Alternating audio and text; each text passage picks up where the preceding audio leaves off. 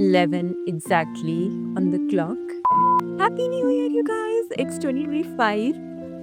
I am sleepy, so it's just a cozy night time kind of vibe. And I received this letter at 1:46 p.m. in the afternoon, and I didn't want to open this when I'm not 100% there to read it. So this is the time when I'm doing it. I'm not a writer, so I think I wrote like two letters, and one of them delivered today. I just saw this future me thing and I was like, okay, I should write this. This is fun. And I wrote it, and this probably was the only year when I actually wrote it. And after that, I never really wrote any letters to myself, and I wasn't really expecting any letters from my past self. So it was a surprise when I saw that notification. I was like, oh my god, I legit just stopped and I was like, what is that? What is in there? I received this letter from April 14th, 2022. Now, that is a very dicey timeline for me to actually recall where I was. Because I remember I was just shifting to a new city in April in 2022 for my MBA. And I'm not sure if I was already there or if I was yet to go there or I was like preparing to go there. Okay, I'll just open it. It's this long. Yep, that's it. Very short actually. Yeah, that explains why I'm not writer. Dear future me, you are in a, you are at a transition state right now. Oh. It's a new city and those virtual people are real. You are still the same and yet so different. Oh my god. I am already there, so yes, it's in a new city. And by virtual people, I meant since I made a lot of friends online over Zoom in my first year of MBA because of COVID. I This was the first time we were transitioning into proper on-site experience, college experience, and I think I might have been in the city for over 2 weeks around then.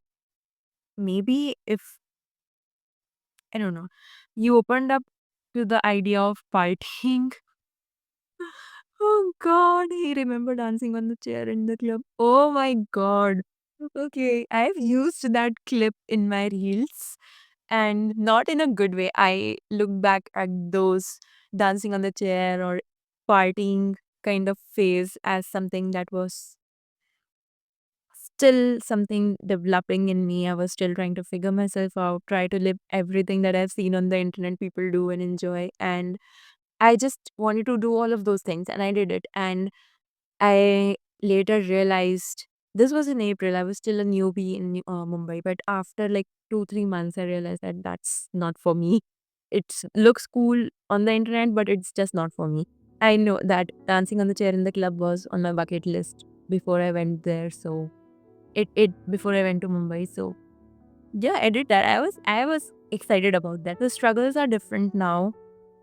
Money, money, there's a typo there. Money is the issue, and sometimes you end up starving yourself, which isn't healthy by the way. But I think this would have passed just to save few bucks. It's not like I don't have access to money or that my parents won't send me money or anything like that. It's just I was willingly doing that to myself so that I don't waste money. But hey, past Sanjana, eating food is not a waste of money. Okay. Still a bit shy socially and don't know how to talk to people much. When in groups, you're doing amazing, but when it's one to one, you're lagging bit time. But I'm working on it. Maybe. Yeah, actually, this was coupled with a lot of things. COVID was there. It was still very uncomfortable for me to actually talk to people one on one. But in groups, I've always been good in groups because it gives me time to actually be mute and just observe and be there because I don't have the pressure to actually constantly talk from yep, yep, yep. Now I don't pressure myself into doing that one on one, but that was in my mind because if I'm not talking constantly, then maybe I'm just a boring person and I'm boring people. So that was my mindset with talking to people one on one or basically filling the space with words that don't hold any value if just to not have awkward silences. Now I'm very comfortable in that. I miss home. Oh, the comfort. The not having to care about food or AC bills. That's a very adult experience. But it's really a new city, so this was expected. I miss my doggies a lot, like a lot. Oh, this was the first time I was away from my dogs for this long. I had to walk them right here. So I'll show it to you guys. Ah, that's Telu. That's Oreo. Ah, my third dog that we adopted this time in October, this year in October, is she's not in this room. So I have three dogs now. And I just want to hold them and cuddle. It's just been few days. Maybe I'll get used to missing home and fall into place in this city. At least that's what I'm hoping. Spoiler alert, it got better. It got better. Obviously, I was little homesick in the first week. So oh I it's just been few days. So in just few days I was okay. That makes sense. You'll be starting your first office job as an intern tomorrow. Oh my god, I wrote this before I joined. Okay. The craziness actually started after I joined my internship. But for to do some homework beforehand, it's exciting, but the travel to the office is dreading to think of. It was very bad condition. My office was in Andheri West, but I was living in Andheri East. And Andheri is supposedly the most trafficy area in Mumbai. And going from east to west, we did not have local. So it was like through road. It it was bad. Yeah. But yeah, it was my first office job. Hmm. In office. Otherwise, I had done like online things. So this was the first time I was going to office, and I was excited, like dressing up in formals. I'll go and do this. But I was in PR agency, so my work was very creative in nature. But I was not dressing the part. I was dressing so bad. Oh, what a weird place to be. When I was back home, I wanted to go out, and when I'm out, I have to stay in or bracket money issues and also sun with humidity. Mumbai, Mumbai weather took some time to adopt, but yeah. Oh, this reminded me. We saw beach for the first time. Oh yeah. It was vast and beautiful, almost right there. Oceans we have been before, but the beach was the first. Amazing it was. Dude, I remember when I saw the beach, I there were a lot of people. Like it was very common for them to go to beach, but for me it was like the first time I felt the sand in my feet and like the ocean waves and everything and the vast sea.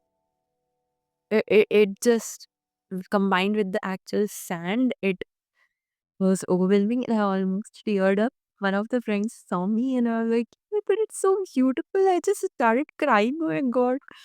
There are a lot of places to visit nearby. I really wish my travel partners, bro, and the doggoos are here for it. Oh, yeah, I was traveling a lot during that year. In 2021, I was traveling a lot with my brother and my dogs in the car. So they were my travel partners. So I was like, okay, they should have seen this. They should have been here and would have went this, traveled and everything. Yeah, it's so wholesome, man. I can't seem to get comfortable with anyone to even invite them to explore places with me. I hope I do someday. Hmm. I genuinely don't remember struggling with this thing. And it was what few days, so maybe that's why, but I don't know. I don't have the memory of this. Well, I just saw the site again and thought, yeah, well, what the hell, let's just write it and be done with it for now. We'll do it again. This is in reference to this site Future Me. So I was like, yeah, okay, let's just write it and we'll do it again. But yeah, I'm planning to write letters like this every time I feel a shift or change. I know I'm already excited for his one to be delivered on the later date. Oh god, so many typos here. I was excited for it to be delivered. I got so excited when it delivered. Oh my god, this is so wholesome.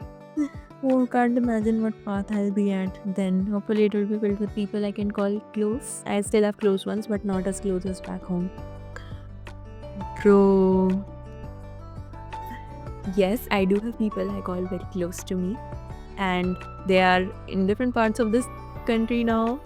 They are not in. I found them in Mumbai after 2, 3, after like 4 months of being there. I finally found my circle, and back home, I had like my family and my brother and dogs and everyone.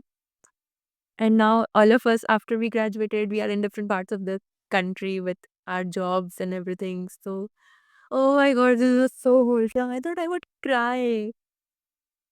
Oh god, but I'm not crying. Maybe because I have camera on my face and I'm not completely feeling things. But overall, this was very wholesome. By the way, we ended with a letter. I should do that when I feel like, okay, something is drastically changing. I didn't do that because over the last 2 years, since this letter was in 2022, over the last 2 years, I had a lot of changes. And there were a lot of twists and turns in the storyline, and I never really documented any of those. Maybe like one or two diary entries that I did, but nothing like email wise. So I should do this. This is a good exercise. This is very wholesome. And yeah, let me just gather my thoughts and get back to you. I have 5 takeaways from this whole exercise. I like that I didn't had any expectations from my future self. So I don't feel burdened at all after reading this. Very thoughtful of my past self. So I just feel very wholesome and okay, look, oh my god, this is what was going on in the life and everything. And I don't feel that pressure ki, okay, by 2024 you should have done this, checked out this. This is how much you should be earning, this is where you should have been. There are no expectations as such in this letter.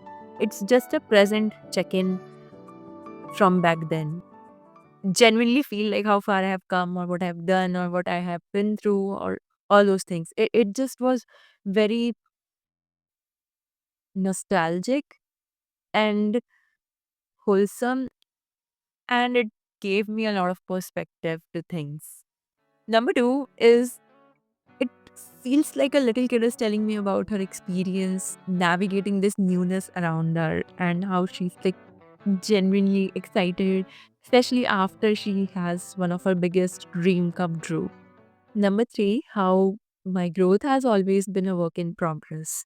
We never realize how far we have come till we actually look back, and there have been a little snippets in this letter that shows like I was not very confident of a person. There was a facet of confidence in me that has been there since my school days. I've been this person who is confident in the dictionary words, but inside I've never been really confident. A lot of self doubt, a lot of not being comfortable in my own skin. How I'm showing up in the world? It just was all messed up in the head. But just from this letter, since I experienced those things, I can see like, okay, that was me and not me right now. Be it the money mindset, learning about my own likes and dislikes, for example, the partying point, and like how what I saw on the internet to be cool is not necessarily my goal. And it's just something that I have to figure out on my own, like what is my cool, how I will define coolness.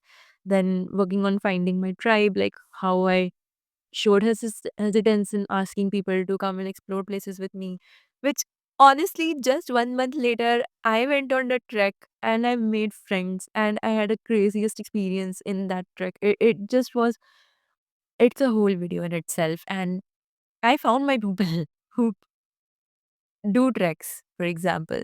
And then after that, when I joined college, after my internship, summer internship was over, I found myself like not having that many friends in college, but then again after like 1 month I found my friends again. It's not like I was being very passive. I was going out, even though alone, I was still going out. I was making sure that I'm leaving my dorm room, going and walking after dinner or whatever it is, even if it's alone. I was still doing it, and that's how I made my friends who are now my close friends. So I was out there working on getting better at conversations. Definitely, it was a work because I remember I was so conscious at one point talking to new people, being very self conscious in a way like, okay, what this person thinks of me. Oh my God, I shouldn't have said that. These, that, a lot of different questions. And now I genuinely don't think of any of those things. Nobody is overanalyzing any of those conversations except yourself. And nobody is analyzing, especially what you did in that conversation. If they were to be analyzing anything, they would have been going home and analyzing what they did in that conversation. No one is.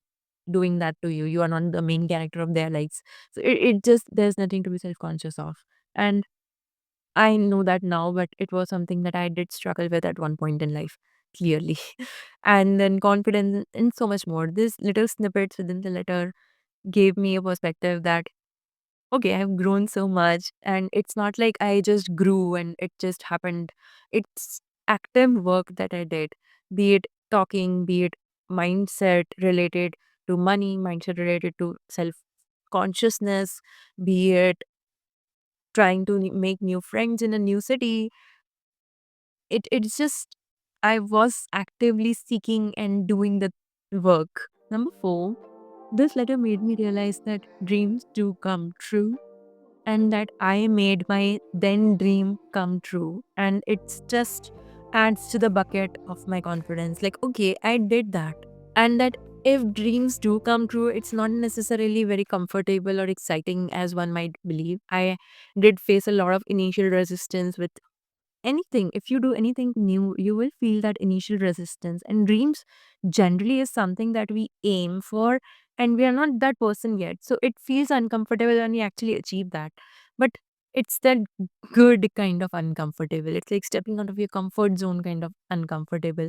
It's just so beautiful that, okay, your dream did come true, but you still had these new struggles that you never had before, and now you're navigating through them. Even if it's not comfortable when your dream does come true, that is okay. That is okay. That is just forcing you to grow, to become that person who lives that dream. Point number 5. This is a great exercise to check how far you have come. Clearly, it's good. I don't I wouldn't do it for like yearly basis, because I still think that my reels of yearly, how my year went, does that too, does solve this purpose of looking back to the year. But this random letters is something that I will continue to do, and not just on New Year Eve. I'll not deliver it to myself on New Year Eve necessarily, maybe one or two, but I'll randomly deliver it to my future self in like 30 years, 5 years, 10 years, 3 years, randomly. Because I know I will not remember what I wrote in those letters. I genuinely didn't realize I wrote these just quick check-ins to see that this looks exciting. I'll just do this in the letter. And now when I finally opened it, I was like, okay, this is so wholesome. I was like, oh my god, what would I have written in this letter? Because I today, present self, knows what went dumb in that time when I was in the transitional phase. I just know there were a lot of things, but and I don't remember what I would expect from that letter, because it's very personable. Like, I knew a lot of things that you wouldn't get context to. So a future me will get a lot of context to what I am currently going through or doing or whatever it is, more than I can for now. So I think these random letters do it's just very wholesome. I just love this for me that I wrote a letter to myself. And yeah, that's it. I Oh my god, oh, okay, 56. We have 4 minutes till New Year. Oh, okay, this is awkward. I'll sit here in front of camera for 4 minutes like this. Okay, pause and I'll come back to you in 3 minutes. Happy New Year, you guys! It's 2025, and I wish you a very happy New Year. And I hope 2025 is the year that you make the changes and do a lot of things and love your life. This is my motto for 2025. It's a little progress each day adds up to big results.